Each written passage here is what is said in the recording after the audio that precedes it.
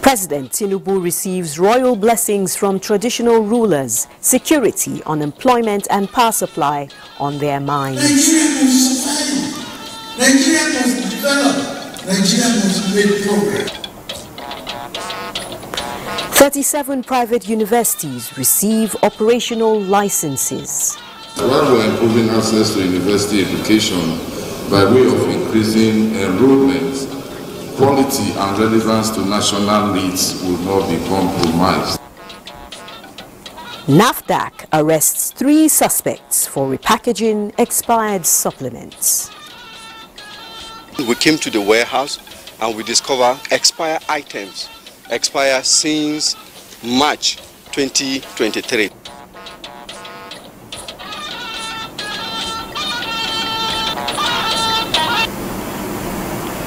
Hello and welcome to NTA Network News. We are live in Abuja. I'm Naja'atu Tijani. Adiola Komiakiri joins me from our Lagos Network Center. Thanks for joining us. Remember, you can also watch this broadcast live on our website, nta.ng/live. Do follow all our social media handles displayed on the screen for more updates. Traditional rulers across the country have pledged support and commitment to ensuring the success of President Bola Ahmed Tinubu's administration. The leaders under the umbrella of the National Council of Traditional Rulers of Nigeria visited the president at the State House Conference Center, Abuja. State House correspondent Musbau Danwahab reports. This is another in the series of firsts as President Bola Tinubu continues to gather momentum and support for the smooth takeoff of his administration. And so, no support comes bigger than that from the custodians of traditions and cultures of the land. Congratulatory messages upon assumption of office were in order, but greater are the assurances coming from these established institutions offering to throw their weight behind the president in this task of renewing the hope of Nigerians. We are here to support you, to tell you 100% we are loyal to the government, we are here to support the government because we believe we need each other to move this country forward. They expressed satisfaction with the decisions the president has taken so far, but coming from an informed perspective, the traditional leaders demonstrated clear understanding of the enormity of challenges on ground, particularly on security. And they say the president can count on them for solutions. We are trying to work with you to make a legacy for this country because you have started your own regime now. You have started writing history for yourself, and we want to ensure you that everything you want us to do, be rest assured, please do not underestimate what we traditional rulers can do. We can complement your government, we can complement the betterment of this country, we can actually complement and make the work a lot easier for you. I'm grateful. Very grateful President Tinubu thanked the traditional leaders for their support leading to his success at the polls. He promised prompt attention to the issues tabled by the traditional rulers, including security, unemployment and electricity. And in return, President Tinubu wants their assistance in sensitizing their respective subjects on the gains of fuel subsidy removal. Why should we, in good sense, in good heart, feed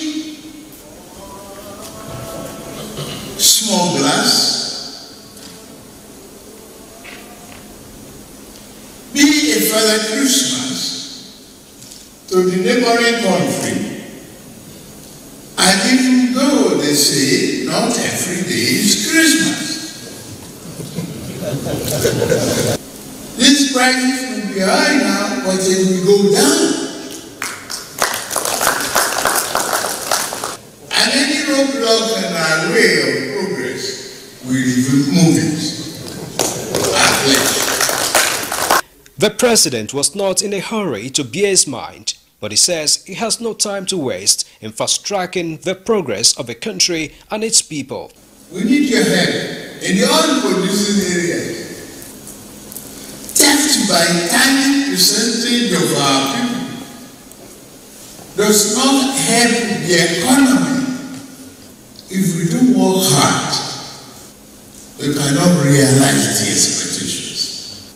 What about the other security issues? I promise that we will continue to look into that seriously to get you to sleep with your two eyes closed.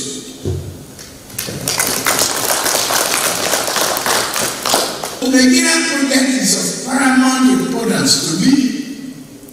That's why I'm here. Nigeria must survive. Nigeria must develop. Nigeria must make progress. The common message from the traditional rulers here is that they will now start to wait for call to service from the president, and when the calls are not forthcoming, they will do the calling. They say Project Nigeria cannot wait. From the State House, Musbal and Wahab, NTA News.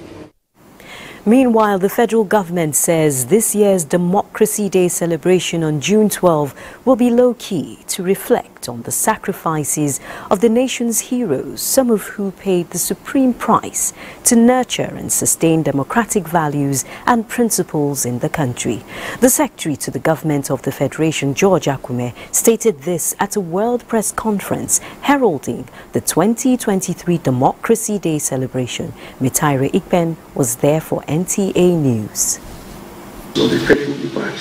A minute silence for heroes of the nation's democracy who paid the supreme price for the peace and seamless civilian transitions enjoyed in the country. Secretary to the Government of the Federation, George Akume, announces Hope Reassured as the theme for the 2023 Democracy Day. He says June 12 will always remind Nigerians and friends of Nigeria that the sacrifices of late Chief MKO Abiola and other heroes of the nation's democracy are not in vain. It is pertinent to state that, having had an elaborate presidential inauguration this year, activities to mark the 2023 June 12 Democracy Day will be low-key. The World Press Conference which we are holding, and then a presidential broadcast which will be made on Monday in the morning, 7 a.m. But beyond that is the fact that it is meant to signal or symbolize a cost-cutting policy of this administration. It's ideally a cost-cutting measure. The symbol of June 12 is the putting in place of infrastructural development, political progress, social engineering, and more importantly, farewell to poverty. Everyone agrees that the nation's leaders had the presence of mind to identify the national significance of June 12 by declaring it a national holiday to celebrate Democracy Day. With reassured hope, Nigerians are enjoined to appreciate the progress made in Nigeria's 24 years of uninterrupted democracy and look forward to a better future for the country. In Abuja, Mitaire Ikben, NTA News. The inability of parties to obtain a copy of the Supreme Court judgment delivered on 26 May 2023 on the double nomination of Vice President Kashim Shettima has stalled hearing of the Allied People's Movement petition at the Presidential Election Petition Court. Austin Anyebe of our Judiciary Desk reports on the Friday proceedings. At the beginning of hearing of the consolidated appeals challenging the outcome of the February 25, 2023 presidential election last week, counsel to the respondents drew attention of the court to the decision of the judgment of the Supreme Court delivered on the 26th May 2023, which is the same ground of the petition of the Allied People's Movement. They argue that it will amount to waste of time of the court since the issue of double nomination being challenged by the petitioner has been laid to rest by the Apex Court. To this end, the court urged parties to obtain a copy of the said judgment, study it and see if it has any effect on the petition before the Election Petition Court. It has taken almost 2 weeks since the directive, with parties not being able to get a copy of the judgment, saying one of the signatories is not available to sign it. Following this development, counsel to the petitioner Yakubu Mekasua Senior Advocate of Nigeria, applied for a date to commence hearing of the petition. The court granted his application and fixed 19th June for hearing, urging the Respondents' Council, who raised the issue of the judgment, to provide it.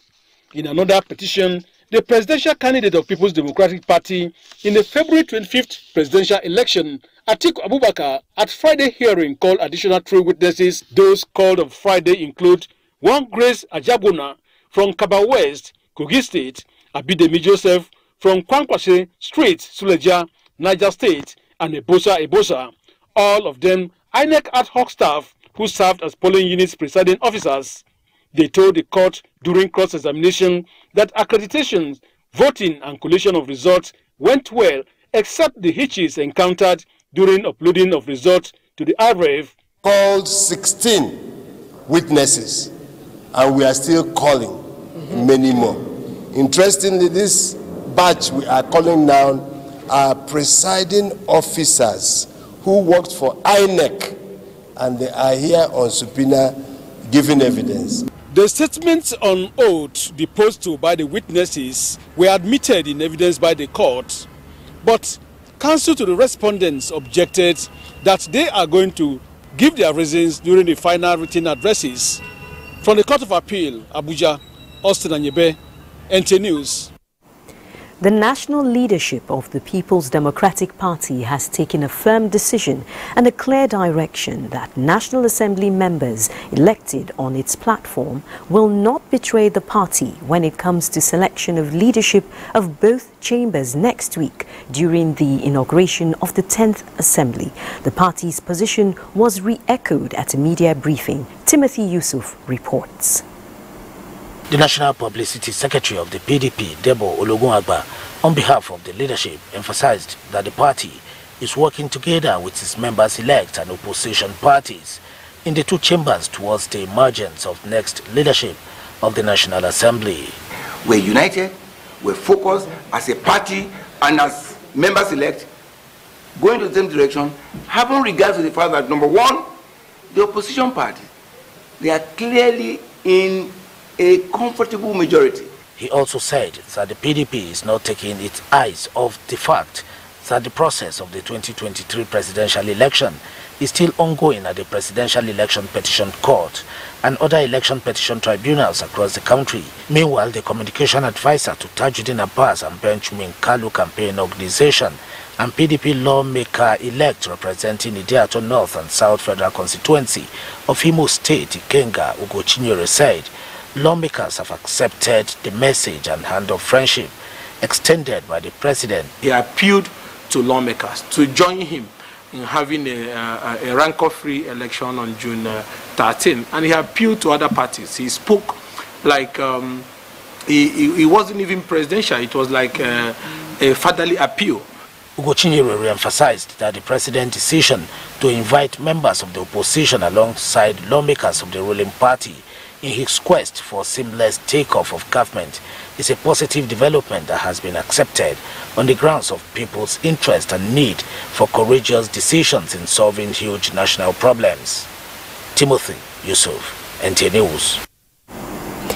More voices have continued to call for credible members of the National Assembly who will foster the growth and development of the nation. The latest is the National Coalition for Justice and Integration. Deborah Balagbobo reports.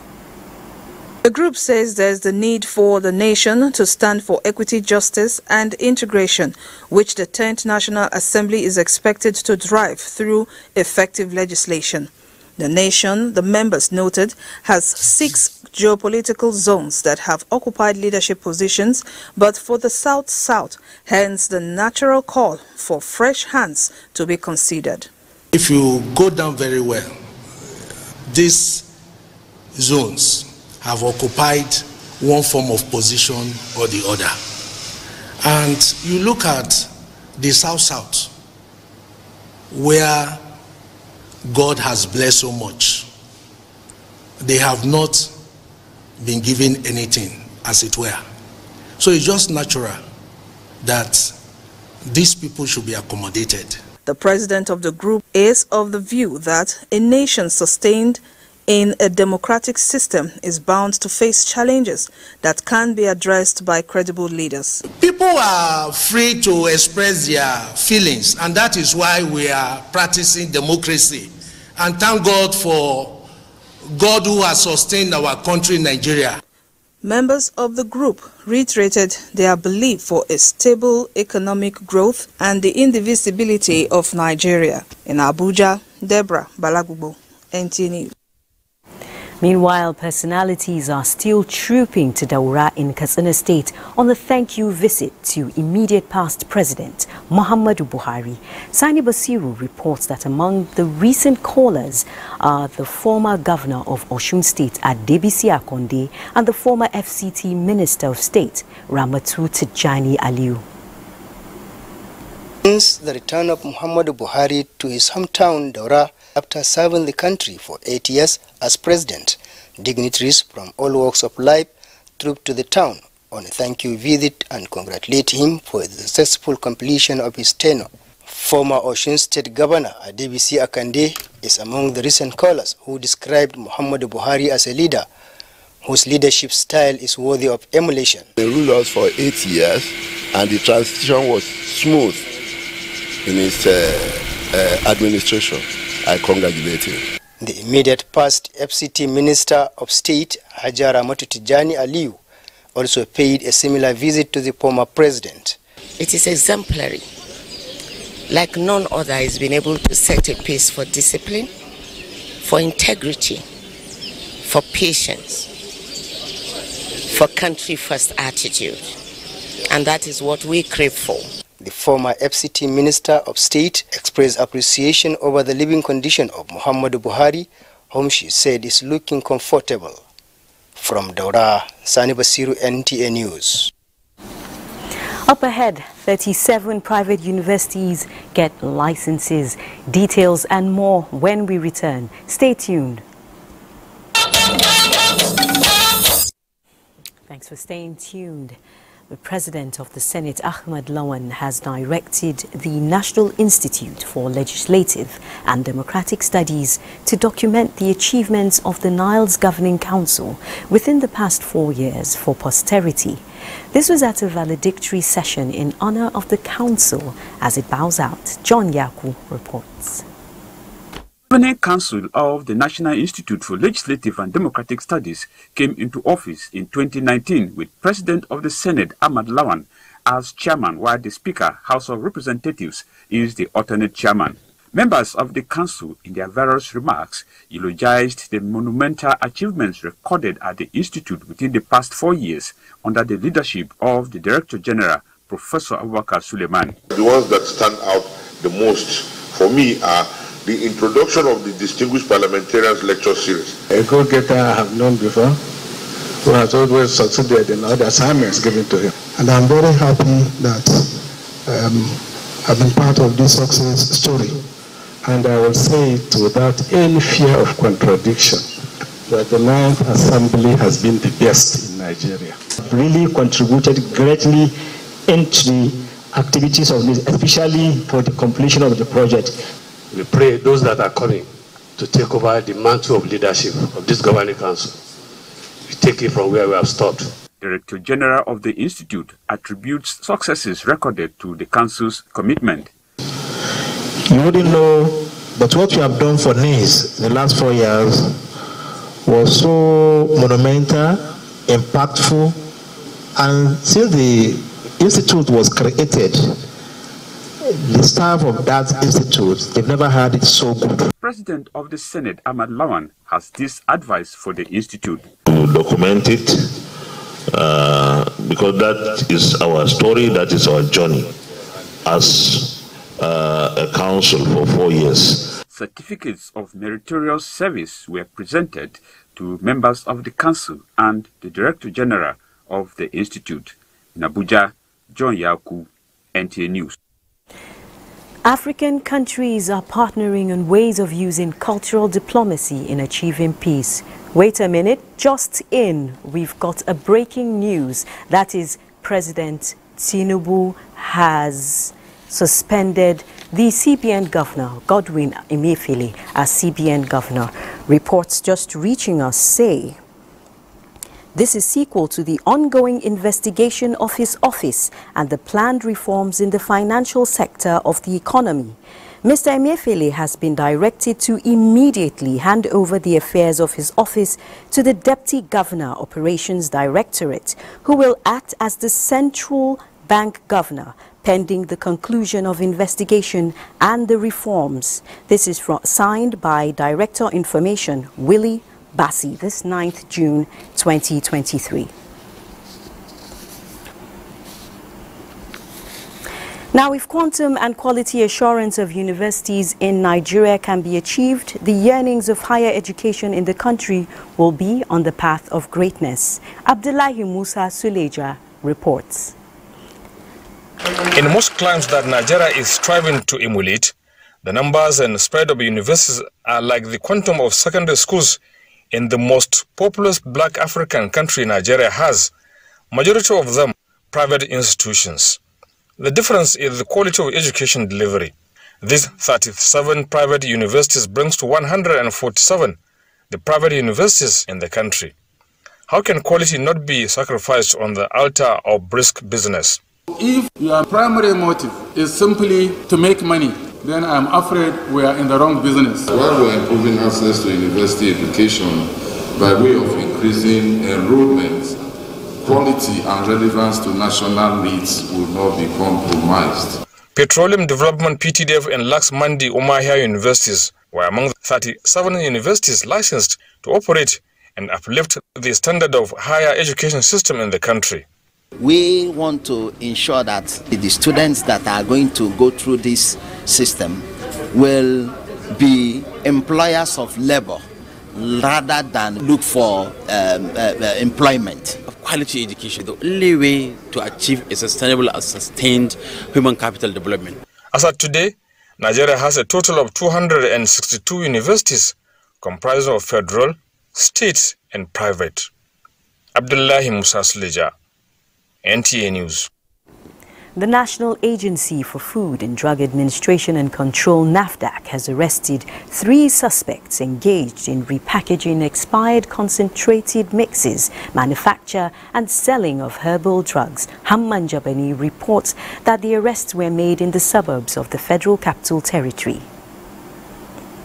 The searchlight of National Agency for Food and Drug Administration and Control, NAFDAC, took the team to Idu Industrial Area in Abuja, where a warehouse for repackaging expired concentrated premixes was discovered belonging to Fifth Avenue Limited. Premix is a mixture of vitamins, trace minerals, medicaments, feed supplements and others. It is a value-added solution for animal feedings. An estimated 20,000 bags of the premix with an estimated 1.8 billion naira market value was discovered with other items. The team also intercepted this vehicle loaded with the product on its way to Jos to make delivery. We came to the warehouse and we discovered expired items, expired since March 2023, since March this year, and we saw clear evidence whereby some of the labels were removed and the new ones replaced.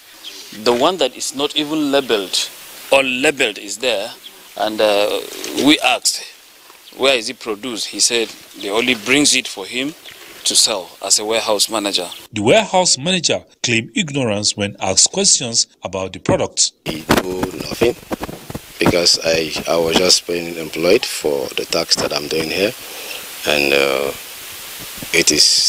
I believe it is appropriate for the organization to perhaps meet my employer. At Zuba, the task force team raided a shop where herbal medicines were produced, and the market value of the product is put at over 2 million naira. It's manufacturing unregistered herbal preparations with even some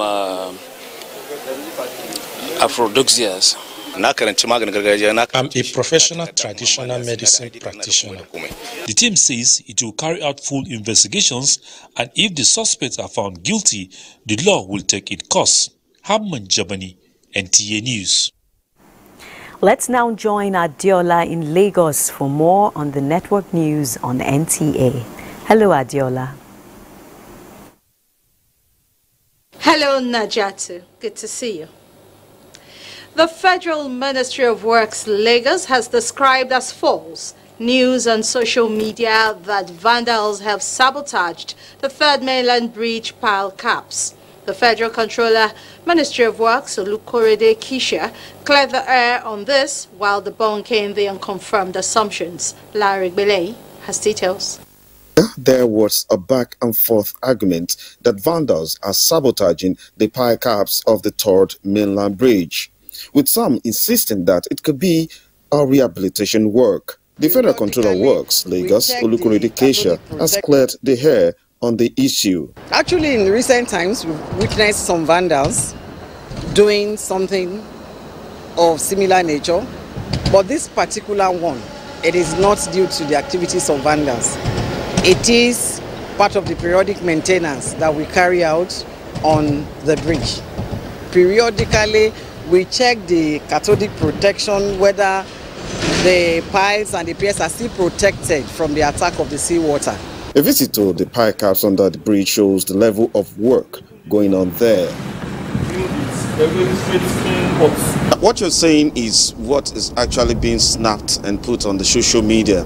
If you look closely, it has been brushed by the contractors. Actually, it's the contractors that are doing this. They told us that after this has been done, after it has been brushed like this, you can see the steels, new reinforcement will be introduced, and all the areas that we have, work is still underway to repair these pile caps. The Controller of Works has, however, reassured Lagos residents of safety on the bridge. I would like to seize this opportunity to tell Lagosians, motorists, Nigerians at large, that the bridge is very, very safe.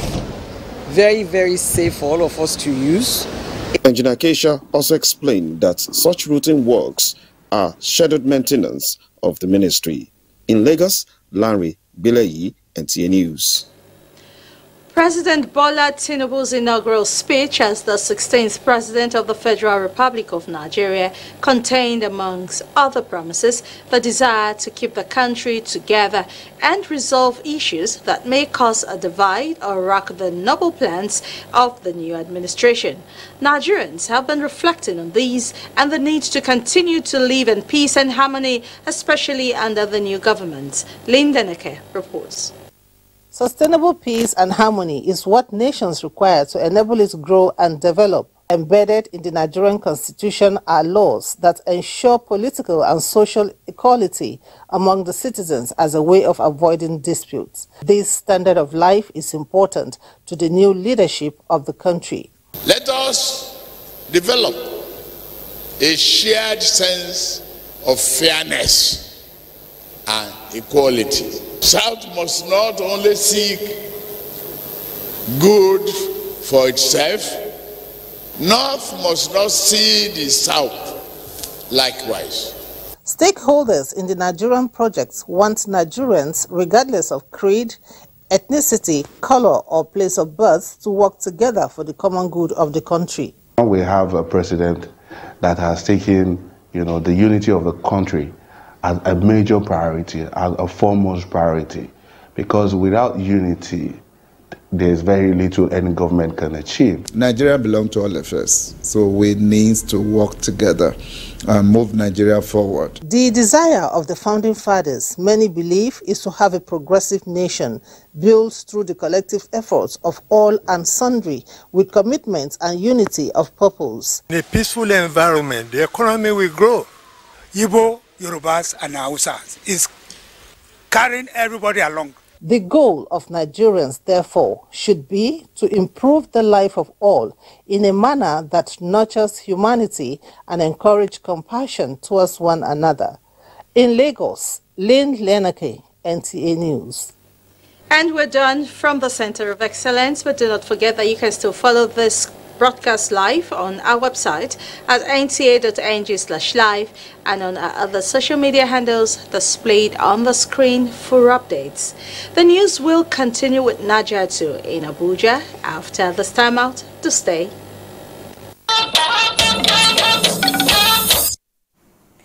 Thanks for staying tuned. African countries are using cultural diplomacy in new ways to achieve peace across the region. This was made known at a cultural exchange visit by the delegation of the Superior Military College, Niger Republic, to the National Council for Arts and Culture in Abuja. Oyinaya Kaluoka reports.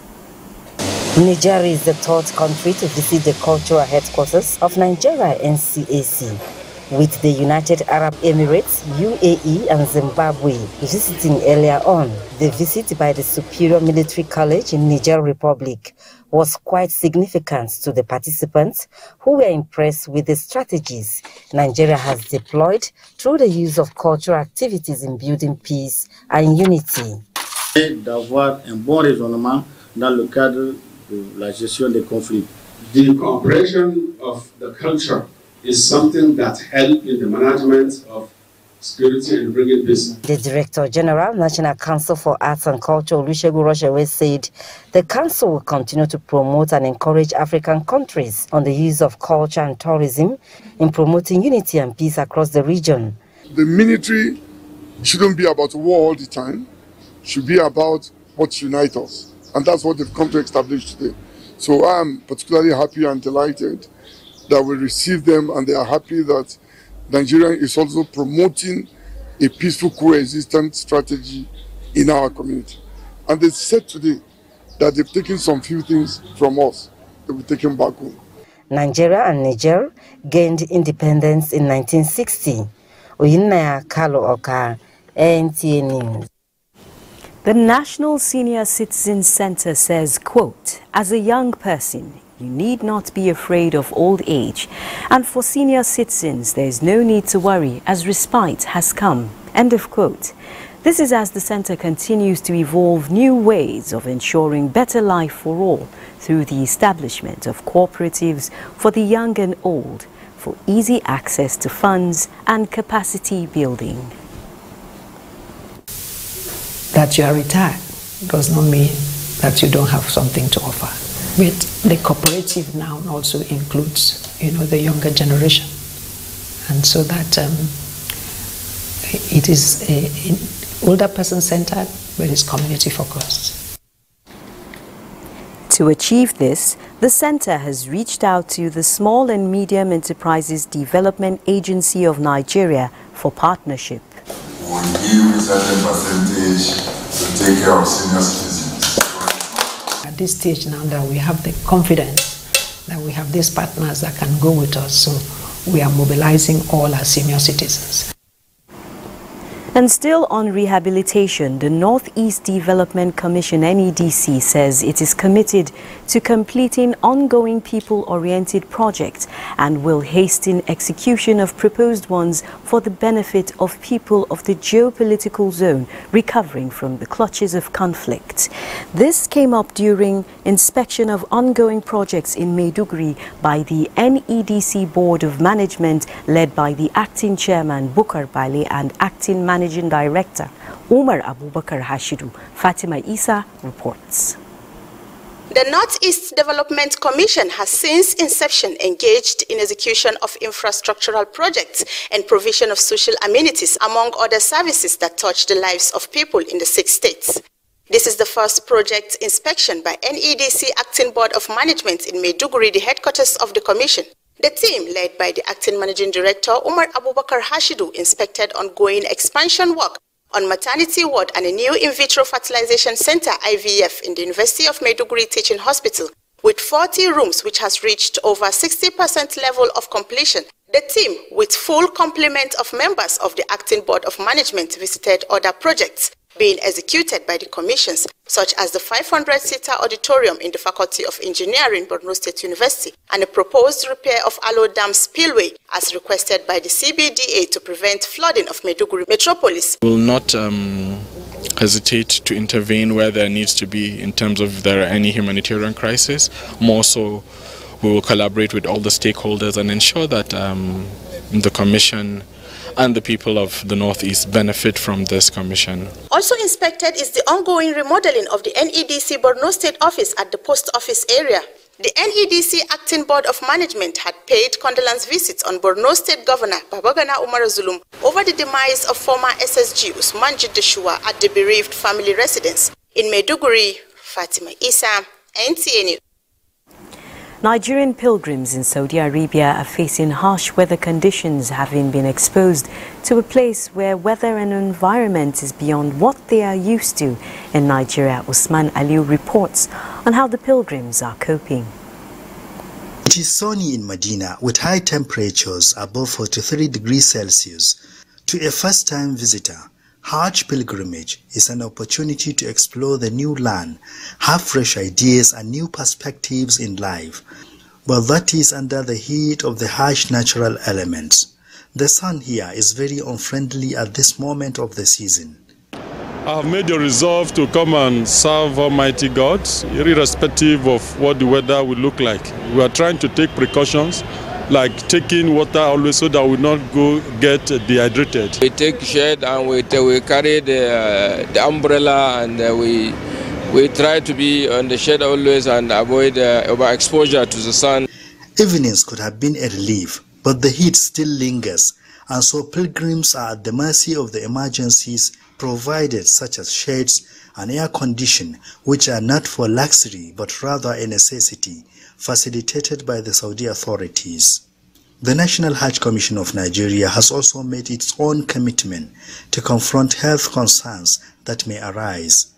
Decent accommodations near the Holy Mosque have been provided, with facilities to cushion the effects of the weather. We have officials of Commission of Pilgrims and Enlightenment Unit. They also go around to tell them what is expected of them to do and what is expected of them not to do. From the holy city of Medina in the Kingdom of Saudi Arabia, Usman Aliu, NTA News. And just before we join our business desk, a reminder that President Bola Ahmed Tinubu has suspended Central Bank Governor Mr. Godwin Emefiele from office with immediate effect. This is sequel to the ongoing investigation of his office and the planned reforms in the financial sector of the economy. Emefiele has been directed to immediately hand over the affairs of his office to the deputy governor, who will act as the central bank governor, pending the conclusion of investigations and reforms. And now over to Benny Adams for Business News. Thank you and welcome to Business. The telecommunications and information services sector in Nigeria in the first quarter of 2023 delivered a huge 2.508 trillion naira in terms of financial value contribution to the nation's gross domestic product, that is the GDP, representing 14.13%.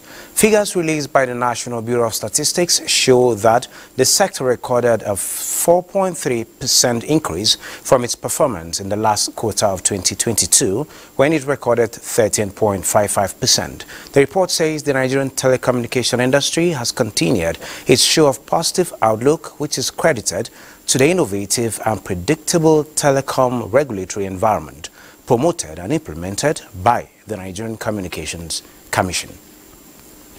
And European markets closed slightly lower to round off cautious week, but Seriable has more on the global market. The markets were marginally lower at the end of a choppy week of uncertain global sentiment.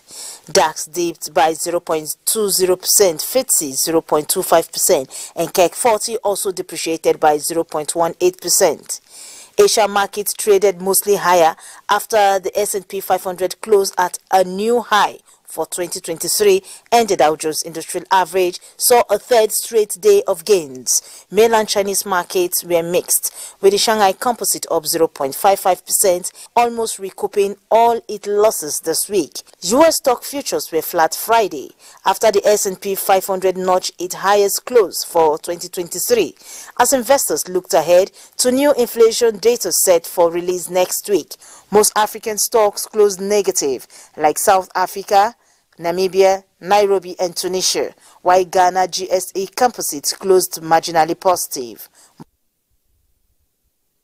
And back home, At the end of the last weekday of trading on the Nigerian Stock Exchange, a total of 574.7 million shares in 6,595 deals, corresponding to a market value of 6.085 billion naira were traded. Compared with the previous trading day, Thursday, today's data shows 8% improvement in volume, 21% decline in turnover, but 9% improvement in deals. The current market capitalization is 30.5 trillion naira. FCMB Group recorded the highest volume of 205 million traded shares, followed by Access Holdings and Joe Paul Gold and Ventures. That is business news. Network news continues after this break. You're just in time for Sports Update with Gift George. The death has been announced of Dr. Nuhu Andeaba, who died on the 28th of May 2023 after a protracted illness. Dr. Andeaba was a renowned personality who distinguished himself in both the health and political sectors. He served as medical superintendent in charge of General Hospital Jos, Benue Plateau, from where he became the chief medical officer in charge of Benue Plateau Health Services between 1973 and 1976. Dr. Andeaba was also a member of the Health Services Management Board of both Plateau and former Gongola states, and also a member of many professional bodies. He is survived by 6 children, 11 grandchildren and a sister. Our condolences to the Andeaba family. And that's all on the Network News tonight. Thanks for joining us.